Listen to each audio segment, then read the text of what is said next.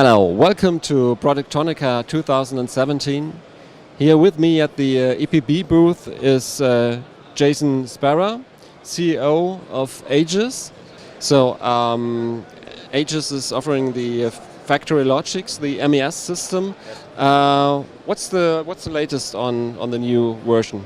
We just came out with our 2017.1 release, and it has many new features that have been driven by customer demand, but a couple key ones is its ability to do site-to-site process transfer.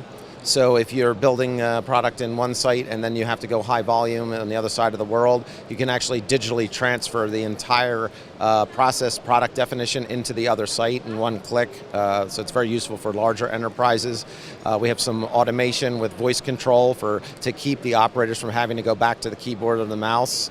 And we added some more advanced scheduling capability where it can look at the effect of delays coming real time from the factory on all the sub-assemblies that roll up into the final assembly, among other things, but those are some of the biggest improvements in this version. There are two standards in the industry, like the CFX and Hermes. There's a lot of discussion about them. Could you give us an update?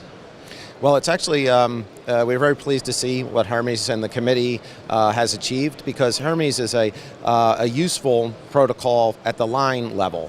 Some very valuable things regarding what the industry has needed for a while. Things that the SMEMA connection used to do is done in maybe a more modern way. Transferring the ID, board width, all of that is very useful. CFX is more of the upper level factory-wide data communications from the automation layer into ERP, MES, and so forth. So the two systems the two approaches are actually complementary. And that's something that, quite frankly, we're trying to explain to the industry. I think both sides are trying to explain to the industry. There are also some new technologies entering the industry, like the digital twin or artificial intelligence, of course. Yes. What are your thoughts on these kind of topics? Well, it's interesting because some of the things like digital twin we've been doing, we just didn't give it a really good name. We've had traceability, we've had process definitions, like I said, that are portable. The digital twin is a really good way of talking about it. And interesting, your last question was about the data communication standards. And the artificial intelligence is where we really, nobody walking around the show wants the data communication standards in and of themselves. What they want is, what do we do with the data? The Industry 4.0 benefits that, once the data standards exist, become possible.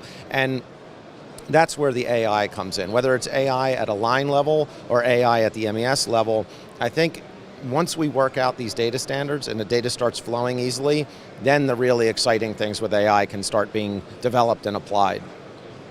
So that means you only can get the real benefits if you use artificial intelligence?